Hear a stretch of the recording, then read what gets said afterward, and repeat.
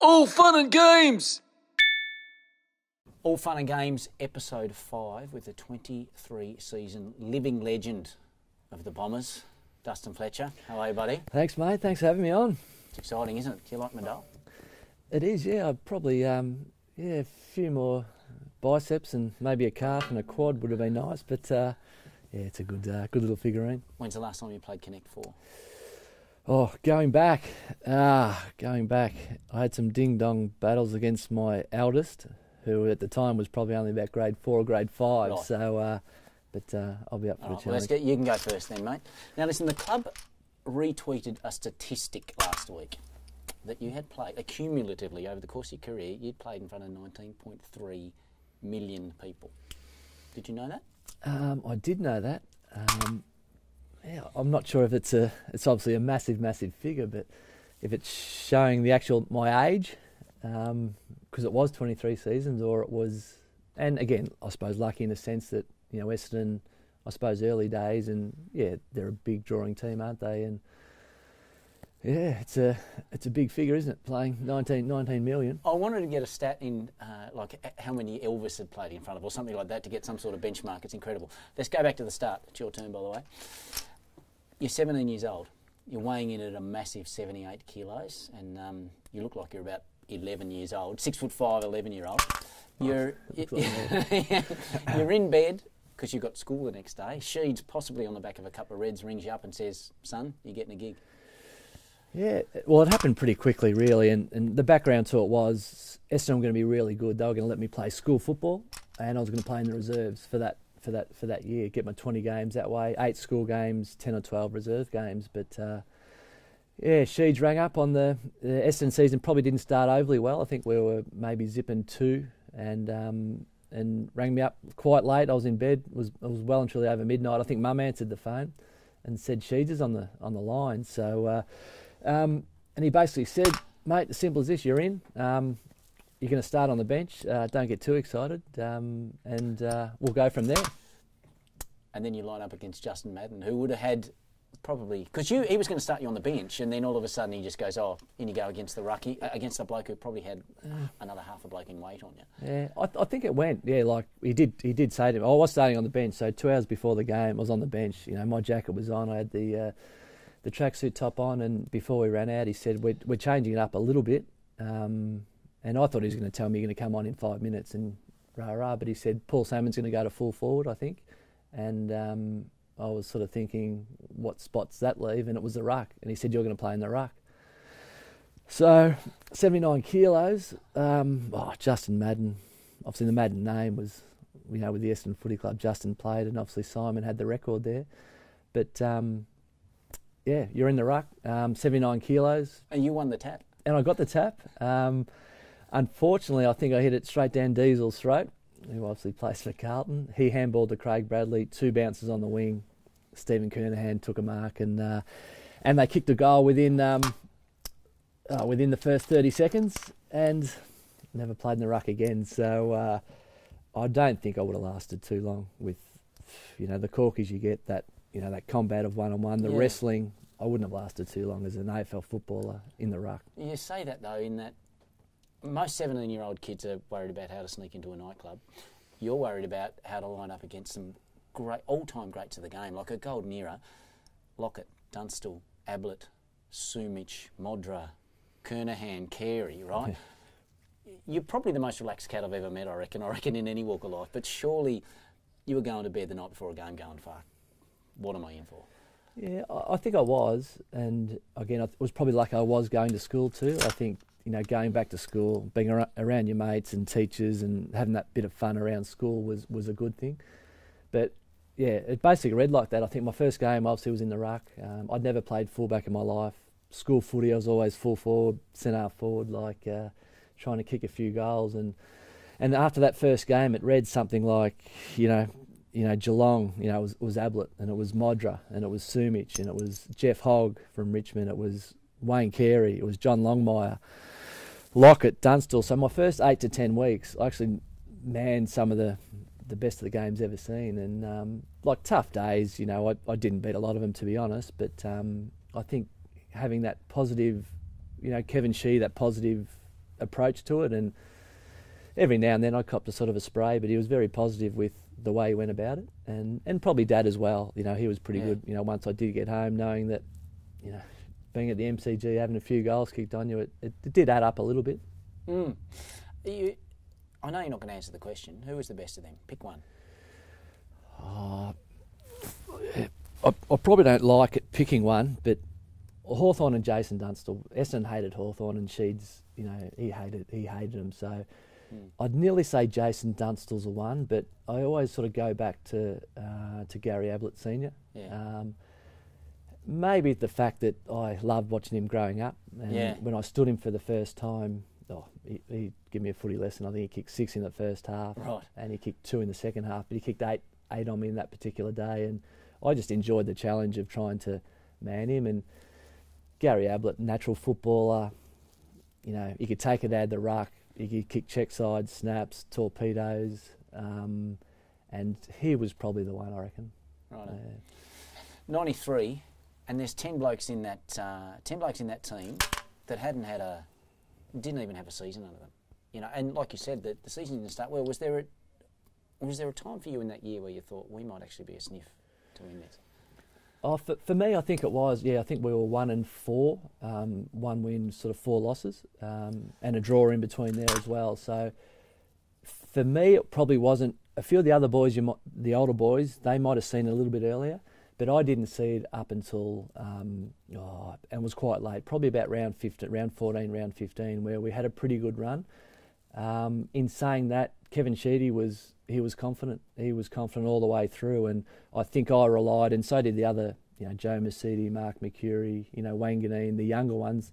They probably relied a lot on Kevin Sheedy's positive coaching. Sure. But yeah, I couldn't see it. You know, having 8 to 10 guys under the age of 20. You know, Tim Watson coming back from retirement after a year off. I didn't see it, and I was only young, and you know, I was playing footy for a bit of fun, and you know, $750 at the end of the game. Yeah. That's what I was paid. Bit of danger money. Bit of money there. So to go and spend at the Tunnel nightclub afterwards. Yeah, to sort of sneak in there, the old Tunnel in Santa Fe. I think not when it was a strip club. It was an actual. It was an actual nightclub at the time, but. Yeah.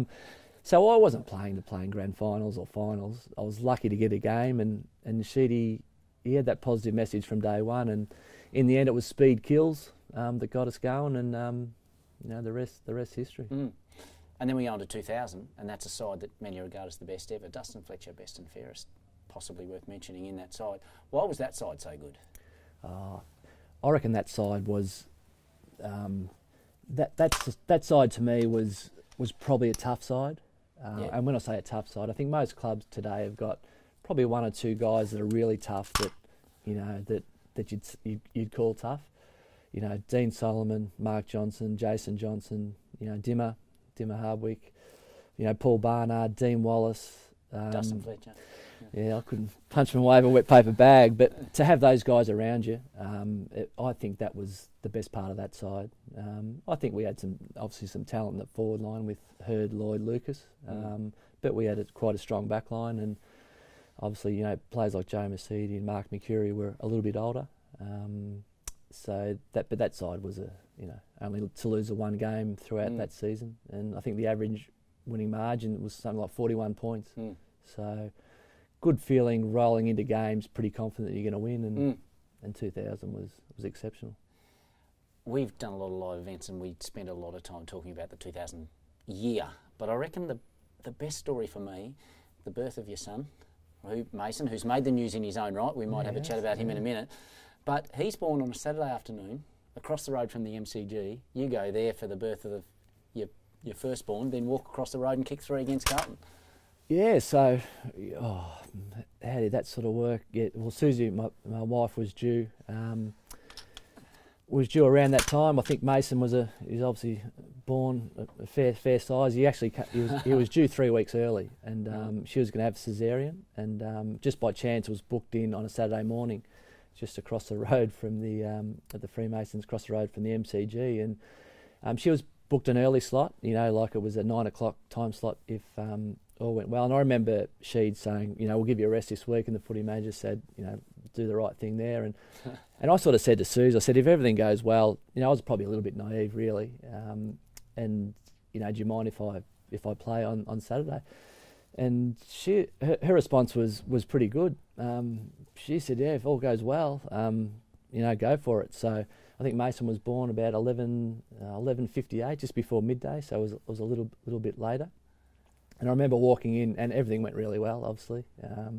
You're nervous, and I nearly fainted at the actual birth. There was a fair bit going on, but by 12:15, Susie was, it was exciting. It's obviously one of the best feelings you'll ever have, and I wandered across with my backpack, only like a 5-minute walk to the MCG, and I walked into the G, and she sort of gave me a bit of a smile, and obviously I let him know the news, and he was wrapped, and he said, and I said to him, I think I'm ready to play, and anyway he spoke to the footy manager, and they weren't too sure, and he popped his head out and said, get ready, we'll have you, and I think it was his way of thinking a little bit.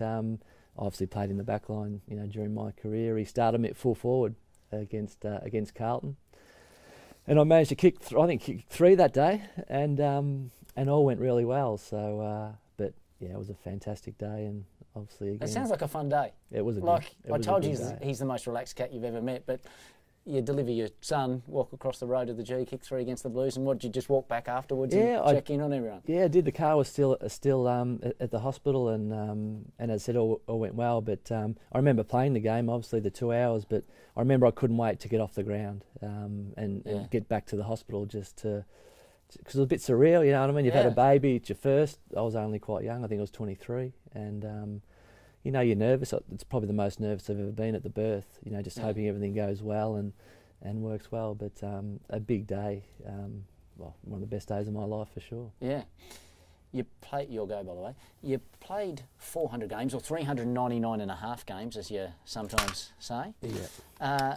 You missed an additional potential 123 games through injury and suspension, about 20 odd in suspension. Yeah. You could have played 500 games. Yeah, I could have. I thought 400 wasn't too bad, but I think in the end, I think my career went reasonably well. I think there at times I probably took a week off when I'd sort of say I was a bit sore, a bit tired, and I'd take a week off because I reckon I knew my own body. There was the odd suspension there for a few silly things that I did, but. And I think I averaged throughout, about 18 or 19 games throughout the 23 seasons.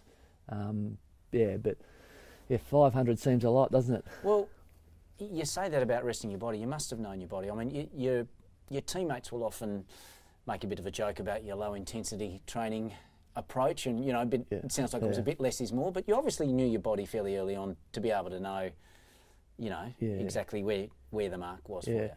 Yeah, I did, and I think you get found out too. And I probably wasn't the hardest trainer, but I think I knew what I had to do to get through 2 hours of football. If you go too hard, you're obviously going to get some form of injury. If you don't go hard enough, well, you're not going to run out games. You're going to cramp. You're going to probably get injured as well.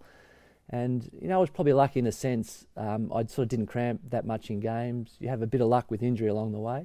In the gym, I probably didn't enjoy the gym stuff that much. I probably wasn't that strong. That's probably why I didn't enjoy the gym work. But when it came to competition, whether it be the actual skills out in the ground, I absolutely loved. Whether it be table tennis, Connect Four. I was up for the challenge. But there'd be a lot of times at train. I got found out a little bit, obviously towards the end with technology when it did come in. But all before that, I was quite happy with how things were going. So. But I did get found out towards the end, but I was 35 plus at the time.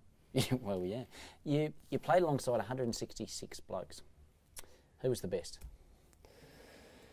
The best was probably two for me. The best was James Hird, not for the obvious reasons. He'd kick goals. He was a centre forward. He did all that. I think when it was tough, when the game needed to be win, he'd not only do it himself, but he'd drag a lot of people with him. So there's no doubt he was that man. From a pure footy talent-wise, there's probably two. Gavin Wanganeen, obviously his first year of footy to win the Brownlow, never played back pocket in his life, and we had me at fullback and him in the back pocket. You know, he was a tremendous player. And the other one I think people forget a little bit, and I definitely don't, is Mark McCurry. For second him, in a Brownlow. Second in a Brownlow, and to play that, you know, half forward role, sometimes a centre half forward for a smaller guy he was a fantastic player, was Merckx. You mentioned Gavin Wanganeen. Your dad had a bit to do with him early on. The mail is that your dad put a bit of money on Gavin at 33 to 1, I believe, to win the Brownlow in 1993, and took a reasonable earn out of that. He got a really good earn, and that was obviously money back then was cash back then was king. And Dad actually did a bit of recruiting for the club too, so he knew how Gavin Wanganeen played. And when he did get picked by the Essendon Football Club, Dad had seen him play quite a lot. And I remember after about round 3, he said to me, he goes, "I think Gavin can win a Brownlow." And I sort of laughed, thinking maybe down the track he might win a Brownlow. And he put his money down at the well, betting back then was, I think he would have had to done at the TAB. There was no sports bet, any of those. So, but he had a good little earn on Wangers. And you're sharp, Ken. I tried to claim a bit of money back from that, but but Dad wouldn't. Dad wouldn't give me any, but he had quite a good earn on Wangers. And so that was Dad. He loves a quaddy, he loves a trifecta, and he doesn't bet a lot on footy, but when he sees something, he'll have a go at it. Oh, it sounds like he knew what he was doing there. Out of those 166 blokes then, who was the weirdest? Who do you reckon was, you get on with everybody, but who was the bloke that just was like, I can't work him out? Was weird. There's a couple of contenders. Oh, there's a couple of, and a couple of different ones. We had a guy by the name of Damien Cupido, who played the footy club, and he's travelled around. Number 13, and he's travelled around a lot playing. Super talented footballer, and you know, he probably could have been a bit longer at Essendon if he maybe was a bit more dedicated. But one particular day, we played Collingwood I'm not sure it was an Anzac Day game, it might have been the return fixture, and we were playing at the MCG against Collingwood, and Damien had a ripper game, you know, kicked some goals. I think he ended up kicking 5 goals, and he kicked his 5th goal down the punt road end. I remember him running to the crowd and to celebrate his 5th goal, because I think we ended up winning the game, and he had a really good day. And he kicked this goal, and he ran to the crowd, you know, willing to the big high fives to the crowd. And the thing was, the section of the crowd he actually ran to, the ground and the stand was getting rebuilt, was actually knocked down, so there was no one there. There was no one there, so he sort of got his hand ready and sort of put the hand back in and kept on running. So, but he was a talented footballer, and maybe could play it a little bit longer. But yeah, being around footy clubs, it is good fun. And you know, even Brendan Goddard, from a different sense, you know what I mean. Brendan Goddard's actual locker and his area was exceptionally clean. His boots were lined up. It was, you know, ironed. His towel was beautifully folded there, and whenever he needed any facial products or deodorant or aftershave, he knew to go to BJ's locker, because it was always pretty well stocked. So but footy, that's why you play footy, isn't it? Really, that fun you have through that time. I think it's your go. Look. We're up for. I think I just got you. I just beat Dustin Fletcher at Connect 4, ladies and gentlemen. Oh, geez, I wasn't concentrating, was I? No. Well, I was deliberately distracting you. Saga. I reckon saga is a word that you're sick of, and you know, obviously that dominated the back end of your career. But is that just where you sit with that now? Is it something that's behind you? Is it something that can ever be behind you? Or is it something that you still think about? It is behind me, and I think it's something that I'll always think about. There's no doubt about that. Probably for the reasons being, and again, I still probably feel like I wouldn't have done anything different. But now that it's done, and you know, would I have sort of stood up and said, you know, we're not going along with this program and all that? You know, I still, to this day, think that we as players, we made sure that everything that the supplements and the injection program when it was to start, you know, we ticked off on everything that was to be given to us, and it was ticked off on by all those, you know, governing bodies. So the probably short answer is no. I'm not sure I would have done anything different. But yeah, it is, you know, unfortunately, me along with the other 33 players have got a tick on our names, and that's never going to go away. I know, Lance Armstrong, Marion Jones, they've got a tick, and unfortunately we've got a tick on our names, and it is what it is, I suppose. But that's not going to go away, and that 4 and a bit years was no doubt the toughest of my sort of footy career. The thing that it just, I guess, is staggered me, and you and I have done a lot of live shows and a lot of live shows with James Hird and a lot of Essendon events. The thing that staggers me is that there is just so much still that people don't know, and there is so much that people think they know that is wrong. Yeah. That must frustrate the bejesus out of you. Yeah, it does. It probably did more at the time, because you knew, when reports came out about this, you did this, you've done that, rah, rah, rah. You knew a lot of it was not right.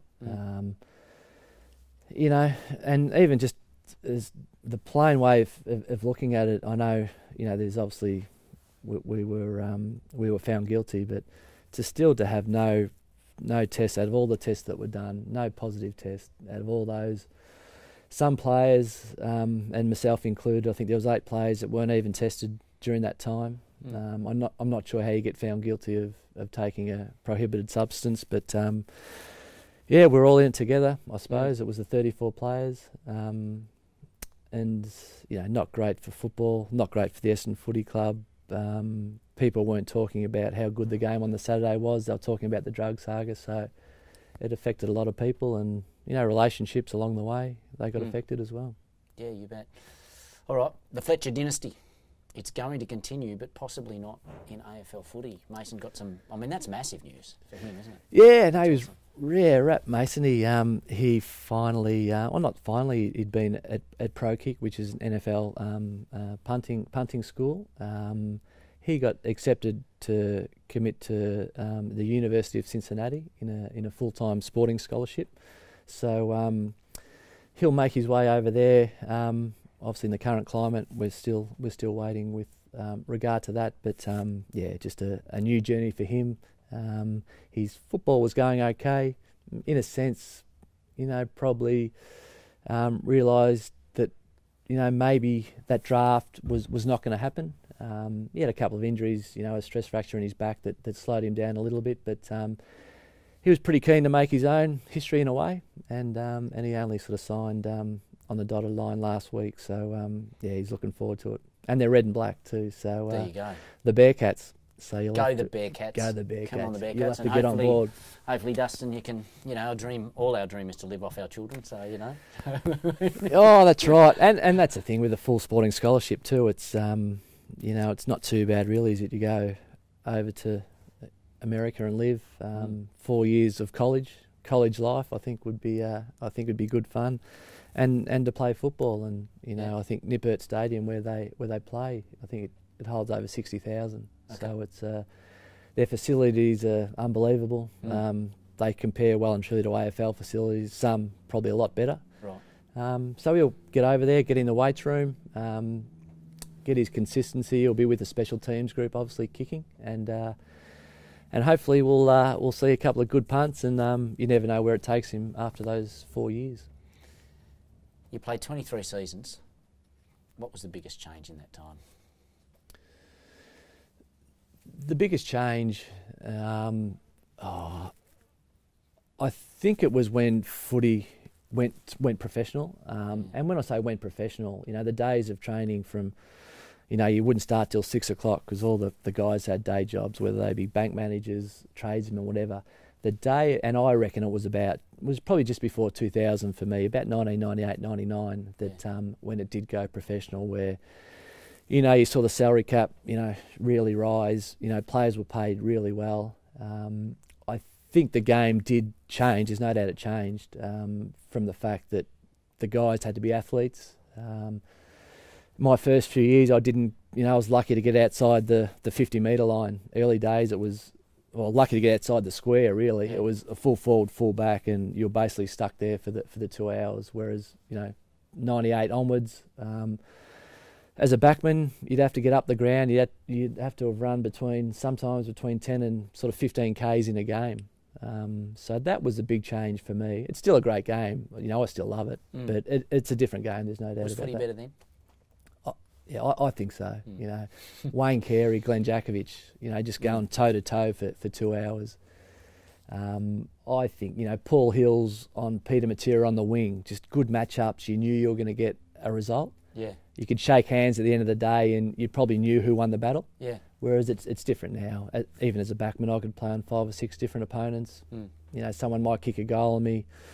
They kick a goal, they run off anyway now, so you pick someone else up. So I still love it. I think it is different, but I probably like those one-on-one contests a little bit more, you know, back in the day. Dustin, thank you for being part of All Fun and Games and letting me beat you at Connect 4. Yeah, I can't throw another one in just to change it up. No, but no, it's 1-0 to me, mate. That's how it is. We'll leave it that way. Thanks, buddy. A big thank you.